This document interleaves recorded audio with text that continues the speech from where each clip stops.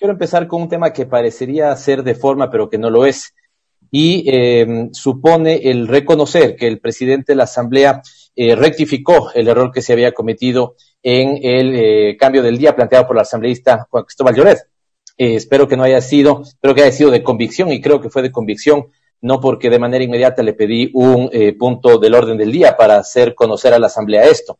Y al señor secretario pedirle, por favor, total apego y cuidado de la calidad y de, digamos, la norma legislativa para que un error de la Secretaría no haga cometer un error a 137 asambleístas. Segundo, sobre el tema en discusión, presidente. Realmente me asombra el debate, realmente me apena el debate. Me asombra y me apena porque una asamblea tibia, creo que lo único que puede producir es un producto tibio. Y una asamblea mediocre, creo que se contenta con proyectos de ley mediocres. Porque este proyecto de ley es mediocre. Este proyecto de ley no es bueno.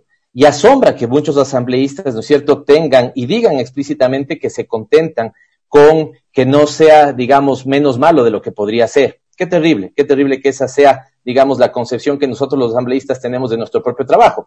Y si no, ahí están los indicadores también. Marcela Holguín, legisladora de mi bancada, hacía referencia a las últimas encuestas. Veamos lo mal calificada que está esta asambleístas, y reaccionemos, no solamente veamos. Otro asambleísta decía, ¿por qué estamos tan negativos? Asambleísta, por Dios, estamos negativos porque tenemos 50,000 de contagiados, estamos negativos porque los datos que son, digamos, que dicen ser oficiales, pero que realmente no son oficiales, no son la realidad, nos hablan de cerca de 6,000 fallecidos. Estamos pesimistas y negativos de asambleísta porque ni siquiera registros administrativos pueden recoger. Estamos pesimistas porque vamos a tener un decrecimiento, algunos hablan entre el 6 y el 8% de la economía. Estamos pesimistas porque el déficit, algunos estudios dicen que podría llegar a superar los 16,000 millones de dólares. ¿Cómo no podemos estar pesimistas, asambleísta? Estamos pesimistas porque la pandemia, la nueva pandemia, es la pandemia del desempleo, la pandemia de la pobreza. Por eso estamos pesimistas y negativos. No estamos pesimistas porque estamos pasando bien, asambleísta. Pediría que haya más conexión con lo que está pasando en el país. 100 contagiados diarios en Quito y la provincia de Pichincha. Los expertos dicen que eso habría que multiplicar por 5 o por 6 mientras no se tengan las pruebas de diagnóstico. 75 por día en Manabí. Así que por eso, asambleísta, estamos negativos.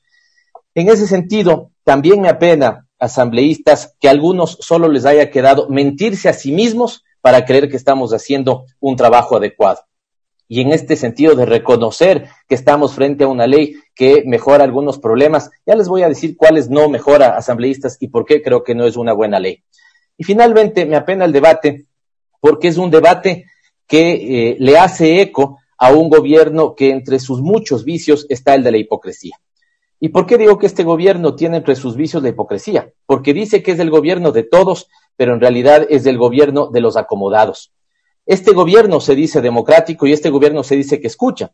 Mi bancada presentó 4 iniciativas legales con un conjunto de requerimientos que podían ser realmente útiles para la sociedad ecuatoriana y prácticamente no fueron, digamos, escuchados.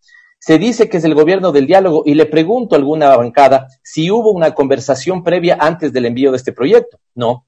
Dice que es un gobierno del pueblo, pero es obsecuente con el Fondo Monetario Internacional. Dice que es un gobierno que quiere proteger, y sus asambleístas de aquí dicen que quieren proteger el empleo, pero vayan a ver los datos de cómo ha crecido el desempleo. Realmente no son 17,000 desde mi óptica y desde algunos estudios en materia internacional que he visto sobre los despidos que se pudieron haber dado en el sector público en los últimos 3 años. Algunos hablan de 20,000 y en el sector público, en el sector de salud, se estima en 4,000 los despedidos. Por eso bien lo decía el asambleísta Tello. Dice este gobierno que quiere defender, y algunos de sus asambleístas que dicen que no están haciendo politiquería y su discurso es aún más politiquero, dicen que quieren defender el trabajo de los médicos y los votados. Y después de la resolución que hubo en esta Asamblea Nacional y después de los planteamientos en esta ley, ¿no sacaron al día siguiente más gente de servidores públicos de la salud? Por favor, un poquito de sindéresis. Dicen que respeta a su bancada, y cuando esta bancada, la bancada de Alianza País me refiero, firmó con las otras bancadas lo que era un clamor nacional y era la moratoria de la deuda externa, ¿Qué hicieron? Desconocieron el planteamiento de su fuerza política y fueron a pagar la deuda externa. ¿Cuál? Mintieron diciendo que solamente era capital cuando fueron intereses, pero tuvieron además que pagar sus apuestas especulativas, por las que recibieron $1.000 millones, pero garantizaron con bonos que nunca registraron 2.500 millones de dólares.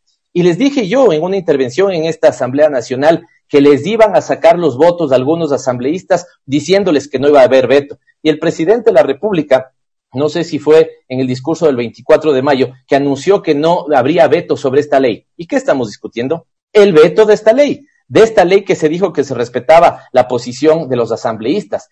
Son hipócritas, porque lejos de plantear incluso una moratoria por 3 meses, como lo habíamos sugerido nosotros, del pago de los servicios básicos, están haciendo como esos almacenes tramposos, que dicen que no bajará la tarifa, pero antes de ofrecer eso, suben la tarifa.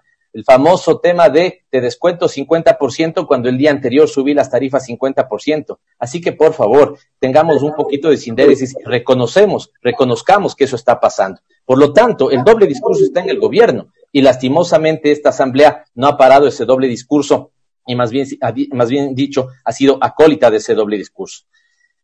En segundo elemento, y casi para ir terminando, presidente, dicen que esta ley pudo haber sido más mala.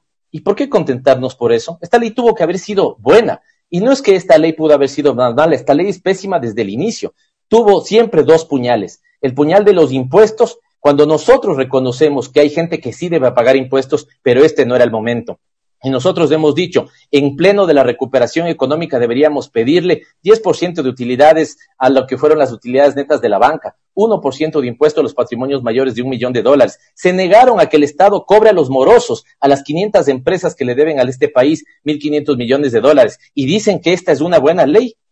Por favor, y dicen que podría ser peor. ¿Qué peor podría ser esta ley? Y dejaron, y ventajosamente ese puñal se lo pudo sacar. También coincido con aquellos que dicen que utilizando el tema de que no debía contribuir nadie de la sociedad, han encerrado en ese discurso para que no contribuyan los que sí podían hacerlo en este momento. Y se queden simplemente con el tema de comprar algunos respiradores cuando sus obligaciones con el país son obligaciones tributarias, para que eso se pueda traducir en las escuelas que algunos reclaman que no hay en sus comunidades. No es porque nadie, ni un banquero, ni un filántropo, ni un millonario tiene que ir a regalarles una escuelita o un respirador. Es porque el Estado tiene que garantizar la salud y la educación de todos. ¿Por qué pudo haber sido buena esta ley, presidente? Mantuvieron el segundo puñal y lo han envenenado más al puñal de la precarización laboral. Pero decía, ¿por qué pudo haber sido buena esta ley? Porque tuvimos que haber discutido si acaso no era pertinente condonarles las deudas que, sea con la banca, sea con los servicios públicos, ha acumulado la gente en estos 3 meses. ¿Por qué al gran capital esta asamblea sí sancionó y existe el concepto de las remisiones? ¿Y por qué cuando se trata de la gente llana, ahí solamente caben las renegociaciones y no las remisiones? ¿Por qué se negaron a discutir la rebaja de las tasas de interés? Yo había planteado que por solamente 4 meses haya una disminución de las tasas al 50%, todas. ¿Por qué no pudimos poner algún artículo para que se prohíban, no se mitiguen, se prohíban despidos en el sector público los próximos 4 años? ¿Por qué ha sido difícil cobrarles a los morosos, a los que además hace poco les dieron una remisión y todavía no se igualan? Entonces, en ese sentido, creo que debía haber sido una buena ley. Para finalizar, presidente, tomo la palabra entonces a los asambleístas oficialistas que dicen que no quieren hacer cálculo político. Algunos otros se quejan de los políticos siendo políticos. Algunos hablan de estos políticos, ¿no es cierto?, siendo asambleístas. Lo que debemos ser es no ser malos políticos, sino ser buenos políticos. Y si dicen que no quieren jugar a politiquería, le digo, presidente y ponente de esta ley, ¿por qué no divide entonces efectivamente la votación?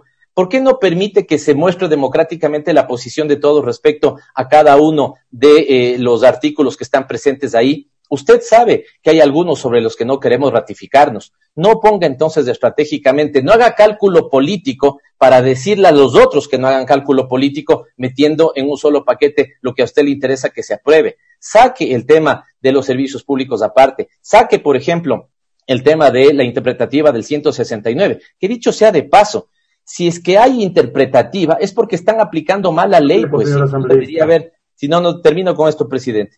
si no, no debería haber interpretativa. Ese es el elemento y esas son sus contradicciones asambleístas. Por lo tanto, esta ley, claro que puede ser peor, porque cuando mañana se pongan de acuerdo el que tiene el poder y el que no tiene poder, vamos a ver si efectivamente se frenan o se aumentan los despidos. Le pido, presidente de la comisión y ponente de esta ley, no haga cálculo político y separe, como varios asambleístas hemos pedido, la votación para que se refleje efectivamente la voluntad democrática de este pleno.